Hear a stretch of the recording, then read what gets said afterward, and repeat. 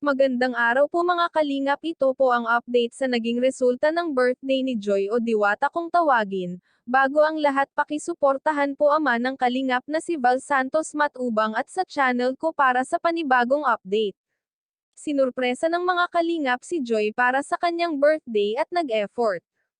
Gumawa ng paraan para maging masaya lamang si Joy, syempre hindi mawawala ang photoshoot. Nakakapagtaka lamang na may nakapansin sa kanya na mukhang malungkot si Joy at napuna ito ng isa sa kanila na naroon. Tugon ni Joy ay masaya naman raw siya, totoo nga ba? O nagkukunwari lamang ito sa ipinapakita niya sa harapan ng mga tao? At nagiging pakitang tao lamang ba? At mukhang hindi natin nakita ang mga K-Angels nang nagsimula ang photoshoot niya, bakit kaya, bagamat yun siguro ang ikinalulungkot niya o may iba pang dahilan? Ilan naman sa K-Angels ay nakahabol para samahan na mag-celebrate si Joy sa kanyang birthday.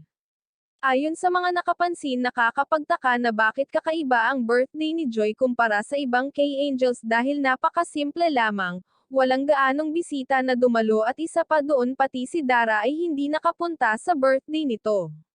Bakit kaya? May tampuhan ba itong si Dara at Joy kaya ni anino ni Dara ay hindi nakita roon? Bagamat tugon ni Joy ay may pasok raw ito, naiintindihan niya naman iyon. At wala rin doon ang pamilya ni Joy, sila mismo lamang ang bisita. Kaya mukhang naiilang na lamang si Joy at pinapakita niya na masaya siya dahil na-appreciate niya ang nag-effort ng surprise para sa kanya at pinasalamatan niya ang mga ito. Nakatanggap rin ng boki si Joy kahit hindi grande ang birthday niya, nagpapasalamat pa rin siya na nabago ang buhay niya dahil sa mga kalingap na hindi siya sinuukuan tulungan at sa mga fans niya na tumutulong rin sa kanya. Nakakapanibago lang sa mata ng mga netizen na kung bakit walang masyadong ganap sa naging kaarawan ni Joy. Maraming salamat po, pakisuportahan po Kalingap Rab channel at sa aking YouTube channel. Please like, share, subscribe and comment ng inyong mga opinyon. Thank you and God bless.